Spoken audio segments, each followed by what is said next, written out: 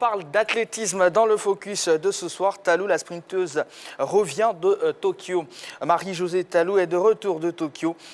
Au bord de la lagune ébriée, la sprinteuse ivoirienne a été reçue aujourd'hui par le ministre des Sports. Et cela sans fanfare, puisque celle qui était une chance de médaille de la Côte d'Ivoire au JO 2020 a raté le podium aux 100 mètres et aux 200 mètres au Japon.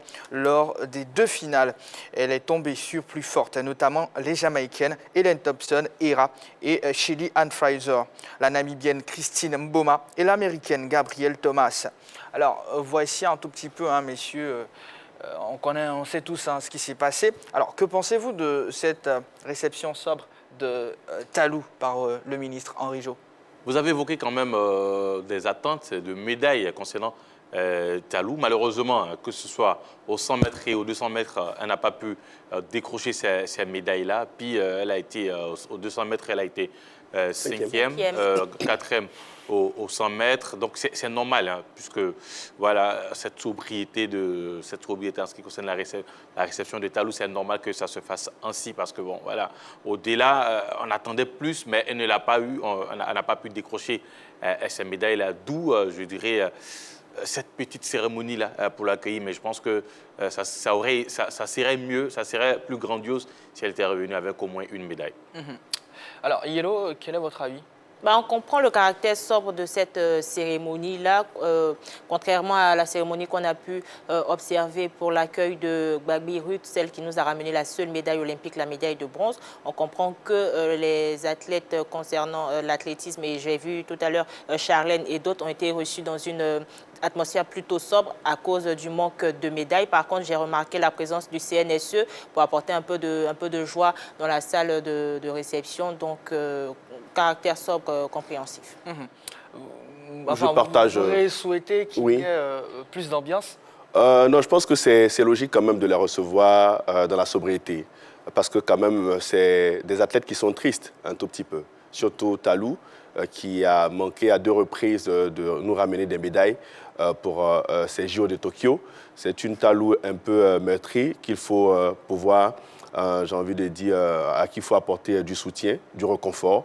Et je pense que le ministre déjà fait bien de les recevoir. Et surtout, je pense qu'il a sûrement dû leur donner, surtout apporter le réconfort des Ivoiriens. C'est une petite cérémonie quand même qui a permis à ces athlètes-là de savoir qu'ils n'étaient pas tout seuls du côté de Tokyo. Ils avaient autour d'eux les Ivoiriens, avec à sa tête le ministre des Sports qui était présent là-bas et qui leur a fait passer le message du grand espoir qu'on avait en ce qui concerne leur participation à ces Jeux. Malheureusement, on revient sur marque avec une seule médaille. Elle a réussi à se hisser en finale sur les 100 et 200 mètres. Je pense que c'est bien, c'est sobriété en ce qui concerne cette réception. Alors, Henri Jot, nous n'allons pas polémiquer, mais sur les illustrations qu'on vient de voir, on a bien vu 10 millions pour Marie-Josée Talou, 3 millions pour Gbané, 3 millions pour Charlène. Oui, Gbané et Charlène sont passés à côté d'une médaille de bronze. Ils ont été repêchés plutôt, puisqu'il y a un homme là-dedans. Ils ont été repêchés. Malheureusement, lors de leur dernier combat qu'ils ont pu livrer, on a senti l'essoufflement, la fatigue au niveau de nos 2 athlètes. Donc, ils sont tombés à côté, tout juste à côté de la médaille de bronze, d'où voilà, la somme que nous avons vue. Ensuite, Marie-Josée Talou a fait 2 demi-finales. Je pense que peut-être c'est en fonction de ces 2 demi-finales qu'elle a reçu. 2 finales Elle a fait 2 finales, voilà, 2 finales au 100 et au 200. Non, c'est en fonction de ces finales-là, à mon sens, qu'elle a reçu ces 10 millions, c'est-à-dire 5 millions par finale. Ben voilà, je pense que ça s'explique de cette manière. Vous voulez réagir? Oui, j'ai envie de réagir parce que lorsque le ministre recevait les athlètes avant leur départ, je crois que les montants étaient fixés en ce qui concerne les médailles. Et puis, du niveau qu'on allait atteindre, je crois que quand on atteignait une finale, c'était 3 millions. Et puis, quand vous gagnez une médaille, je pense que quand c'était la médaille d'argent, c'était je crois que c'était 4 millions. De bronze, 5. 5 millions. La médaille de bronze, c'est 5 millions. 7 millions pour la médaille d'or. Elle a fait 2 finales, donc logiquement, c'est quoi? C'est 3 millions, si c'est 3 millions par finale, donc ça fait 6 millions. Peut-être après, comme elle était le porte-drapeau de la Côte d'Ivoire, peut-être qu'on lui a rajouté 4 millions, je ne sais pas. Mais bon, bref, au moins, on souhaiterait qu'ils rentrent en possession de leur dû, parce que ce sont des athlètes qui ont pu compétir. Là, ils ont reçu les chèques. Là, ici, ils ont reçu les chèques, c'est déjà bon. On ne peut que saluer ce geste. Alors, revenons à la compétition. Alors, c'est vrai qu'il y avait les Jamaïcaines, mais des observateurs pointent du doigt la corpulence de Marie-Josée Talou. Enfin, déjà, comparativement à Thompson. Voilà, Elles ont presque la même taille, les deux. Thompson. Thompson et non, plutôt... Fraser. Chilean Fraser-Price et Talou pratiquement. Mais pour poser la question directe jamaïcaine, je prends Thompson, je prends Marie-Jo Talou, qu'est-ce que vous en pensez? Oui, ce n'est pas la même taille, mais aujourd'hui, est-ce que ça compte réellement?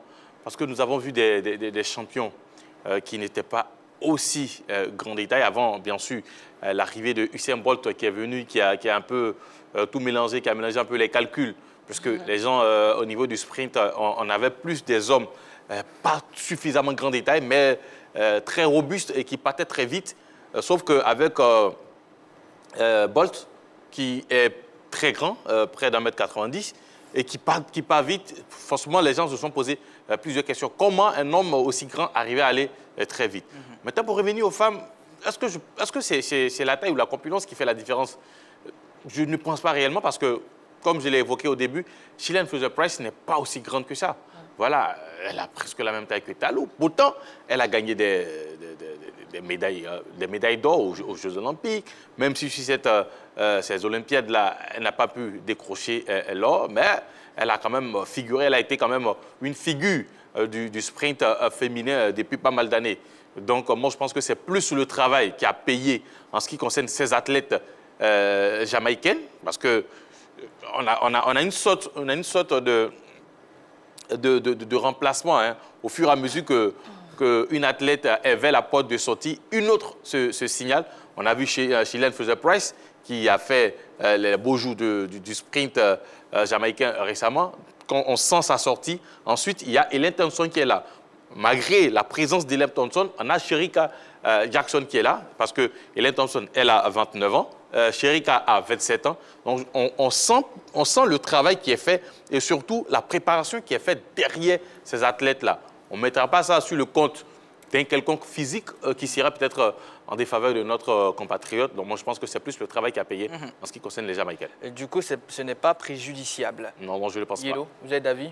Je pense qu'il faudrait au moins tenir compte de la corpulence parce que quand on veut parler des foulées, de grandes foulées, tout à l'heure il parlait de Usain Bolt du côté des hommes. Usain Bolt avait de grandes foulées, donc à peine il fait une foulée, toi tu es d'une petite corpulence, tu es obligé de faire 2 ou 3 foulées pour rattraper seulement une seule foulée d'Usain Bolt. Donc il ne faudrait pas mettre à part le côté corpulence. Et je pense que l'âge aussi joue parce que tout à l'heure il parlait de Thompson qui a 29 ans, Talou a 33 ans, Thompson fait 1,67 m, Talou fait 1,59 m, c'est-à-dire qu'il y a une différence quand même à constater et cela pourrait jouer ne pourrait pas jouer en la faveur de Talou parce que quand on fait une comparaison côté physique déjà, Thompson part bien avant Talou. C'est vrai que vous avez parlé de Fraser qui a 1,52 m, Talou fait 1,59 m. Elle est plus petite que Talou, mais elle y met de la vitesse. Je ne dis pas que le travail n'a pas payé, le travail n'est pas à mettre à l'écart. Il faudrait travailler, mais aussi la corpulence compte dans ce genre de compétition. Avant votre réaction,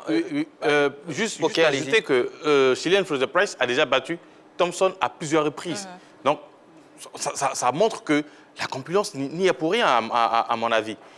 D'abord, il y a le talent, il y a le travail qui est fait, mais est-ce que la corpulence, voilà... Non, j'ai dit qu'il ne faudrait pas négliger ça parce qu'il y a aussi l'âge, aujourd'hui ça compte, ça compte, mais réellement, est-ce que pas tant que ça, je pense. Ok, d'accord. Yves Boris? Oui, je pense que Yellow n'a peut-être pas tort quand même sur la corpulence et le physique quand même impressionnant que ces dames-là ont au niveau de l'athlétisme. On a bien vu que sur le 200 mètres, Talou est, je crois, 4e. 5e. Elle termine 5e. Mais avant de terminer 5e, quand on regardait un peu dans la course, on voit la Namibienne, avec ses grandes foulées, venir dépasser et Talou et Fraser pour terminer, je crois, 2e. Donc ça veut dire que ça compte aussi quand même, les foulées et la taille. Et quand on sait bien utiliser ces atouts-là, ça paye. Talou a aussi ses atouts. Centre de gravité bas, ce qui lui permet de mettre beaucoup plus d'intensité dans ses courses.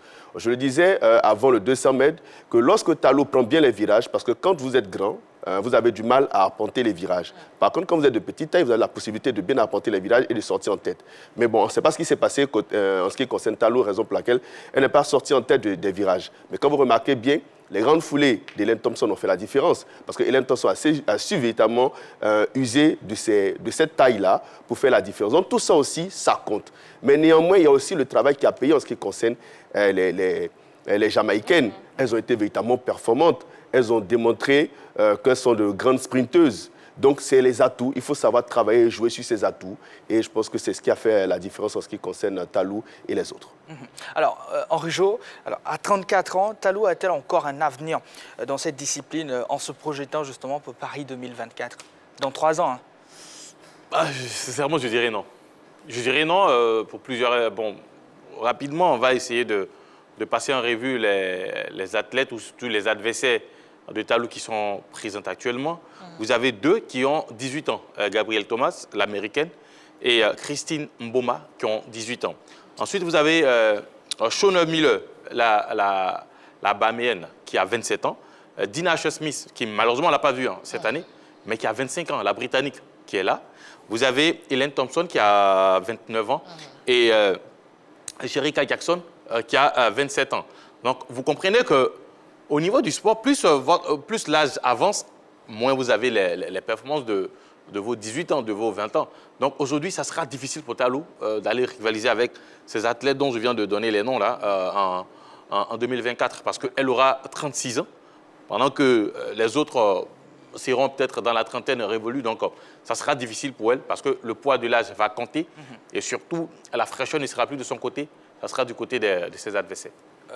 Yves, on va terminer avec vous. Oui, moi je ne suis pas trop d'accord avec Henri Joël quand il évoque un peu l'âge. J'ai donné un exemple le vendredi dernier. Merlene Ote-Joyce, c'est une Jamaïcaine qui en 1996, au Jeux, je crois bien, d'Atlanta, a gagné la médaille de bronze sur 100 mètres. Elle avait 36 ans quand elle gagnait la médaille. C'était la médaille de bronze. Aux Jeux de 2000 à Sydney, elle gagne la médaille d'argent. Encore au 100 mètres. Donc, ça veut dire, là, en ce moment précis, quand elle gagne la médaille d'argent, elle avait 40 ans. Donc, ça veut dire que l'âge aussi, c'est quand même pas un défaut, parce qu'il y a des exemples, surtout que je viens de citer tout à l'heure, qui sont palpables. Donc, ça veut dire, il faut travailler, tout est une question d'objectif. Il y a toujours la possibilité d'aller chercher des médailles. Tout est une question d'objectif et de travail. Si on garde toujours la ligne et qu'on a une hygiène de vie assez saine, donc une hygiène de vie assez saine qui nous permet toujours d'être un athlète de haut niveau, je pense que ça peut passer pour Talou et puis pour Mireille Lauré, parce qu'il ne faut pas aussi l'oublier, elles seront aussi très âgées. Elles auront pratiquement le même âge lorsque ces 2 sprinteuses arriveront à Paris 2024. Parce que je savais que vous alliez quand même essayer de donner des oui, mais c'est arguments. un exemple palpable. Déjà, prenons par exemple, arrêtons-nous un peu sur le 200 mètres. 200 mètres cette année, vous avez la meilleure performance de Talou qui est de 22,08. Oui. Pendant que Hélène Thompson et les autres quand même ont des performances en dessous des 22 secondes. C'est-à-dire, Hélène Thompson, si vous vous souvenez très bien, lors de sa course, surtout au niveau des séries, elle a ralenti sur au moins 5 mètres, mais elle a eu 21,60. Donc, ça compte les chronos. Aujourd'hui, je suis d'accord que les chronos comptent. Talou, sa meilleure performance, c'est 22,08. Maintenant, est-ce qu'elle peut descendre en dessous des 22 secondes? C'est là la grosse interrogation. Parce qu'il y a eu du travail qui a été fait. Malgré ce travail-là, on a vu ce qui s'est passé. Vous voyez, maintenant, il y a peut-être quelque chose qui a joué. Nous sommes à 3 ans de Paris. Est-ce que Talou va arriver à descendre? Et surtout, quand on voit la montée de Christine Mboma, de Müller Shona Wibo, de Gabrielle Thomas, est-ce qu'elle pourra le faire? Moi, sincèrement, nous tous, on veut que ça se réalise. On veut qu'en 2024... Il faut voir en même temps la réalité. Mais il faut être réaliste pour voir que ça sera difficile. Yellow a bien envie de réagir. Pour Talou de pouvoir s'imposer face à ses adversaires. On va écouter Yellow, Henri Jo. En fait, pour moi, je suis d'accord avec Yves Boris. L'âge n'est pas forcément un frein parce que récemment, il y a Alison Félix qui a 35 ans. qui est la dame la plus médaillée des JO, de l'histoire des JO. Elle a à peine 35 ans, elle a couru avec des dames de 18 ans, de 27 ans, de 25 ans, mais elle a eu la médaille de bronze. C'est pour dire que si on ajoute le travail bien fait à l'âge, on peut performer, mais il ne faudrait pas prendre l'âge comme un frein. Voilà. Vous avez parlé du travail. Maintenant, le travail. Aujourd'hui, le dinosaure gagne la Coupe du Monde à 41 ans. Les conditions dans lesquelles Allyson Félix se prépare, parce que c'est les mêmes conditions dans lesquelles... Mais justement, c'est pourquoi on dit qu'il faudrait rajouter le travail à l'âge. Voilà, autant, parce que j'ai essayé de donner argument par argument, autant d'arguments qui me font dire qu'en 2024, ça ne sera pas possible pour elle. Sinon, nous tous, on a bien envie de voir Talou. Même cette année, au niveau du 200 mètres, quand la question nous a été posée de savoir si est-ce que Talou pourra rivaliser avec les autres, tout de suite, quand j'ai regardé les chronos, j'ai dit non. Pas parce que j'ai bien envie de voir Talou échouer. Ou que vous n'êtes pas patriote. Mais en face, il y avait plus fort. En face, il y avait plus fort. Et ça s'est démontré. C'est démontré en finale. Je n'ai pas envie de tomber dans un pessimiste. Dans un pessimiste, pardon. Je ne suis pas pessimiste, je suis réaliste. Vous êtes réaliste. Vous évoquez que vous êtes réaliste, effectivement. J'ai aussi évoqué tout à l'heure quelques raisons, quelques arguments pour vous dire que tout est possible. Ces athlètes dont vous parlez peuvent aussi descendre, peuvent aussi avoir une baisse de régime, de forme. Et puis, Talou peut réussir à garder, malgré l'âge, cette même constance-là et pourquoi pas s'améliorer dans ses chronos. Ça peut arriver. Peut-être que sur les différentes courses, il y a peut-être le stress qui a peut-être plombé un peu ces courses, sait-on jamais. Mais je pense qu'avec ce qui s'est passé du côté de Tokyo, elle a sûrement emmagasiné de l'expérience sur ces différentes courses. Maintenant, c'est à elle de voir, est-ce qu'elle poursuit jusqu'en Paris 2024 ou pas. Mais nous, on ne peut pas tout de suite l'enterrer parce que la sprinteuse ivoirienne n'a pas encore décidé d'arrêter. Je pense qu'elle est assez forte, mature et surtout, elle a pu voir sur ces différentes courses les forces et les faiblesses aussi de ses adversaires. Pour pouvoir rebondir, pourquoi pas. Et c'était en 2016. Hein. Comment? Elle a fait les mêmes compétitions. Elle les a affrontées en 2016. En 2016 et en 2021. Oui. Maintenant, une autre chose qu'il faut noter, c'est que Talou participe à plusieurs Diamond League. Pendant qu'on ne voit pas ces Jamaïcaines là. Le plus souvent, non, elle participe, mais pas au même nombre. Je ne pense pas que ça soit au même nombre que Talou. Donc, il faut savoir que plusieurs Diamond League, c'est vrai, peut-être que ça permet de se préparer, mais ça peut vous cramer avant d'arriver aux Jeux Olympiques. On l'avait évoqué un tout petit peu aussi. Est-ce que cette saison, pour les saisons à venir, Talou va essayer de mettre en veilleuse quelques Diamond League pour mieux se préparer au Paris 2024, ça peut être une option. Muriel Aouré, si on ne l'a pas vu dans les meetings, mais ça a été aussi pareil.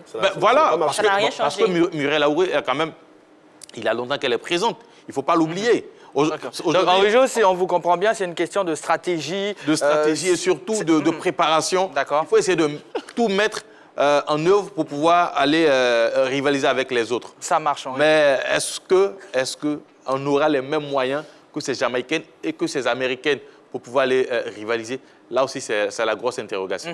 Autant de questions que vous vous posez et que nous nous posons, et je sais que chez vous à la maison, vous vous posez également, en tout cas, autant que faire se peut, on en parlera. Je rappelle la question LGT de ce soir, amis téléspectateurs, qui concerne bien sûr l'association des footballeurs ivoiriens. La fille demeure-t-elle crédible malgré la démission de Didier Drogba? En tout cas, vous allez pouvoir réagir. On va partir pour une courte pause et revenir parler de ce sujet-là. Si vous ne voulez pas appeler, naturellement, la page Facebook de la 3, eh bien là, vous allez pouvoir laisser un petit commentaire. La page Facebook officielle de la 3, c'est la 3. Simplement, on part pour la pub, on revient juste après.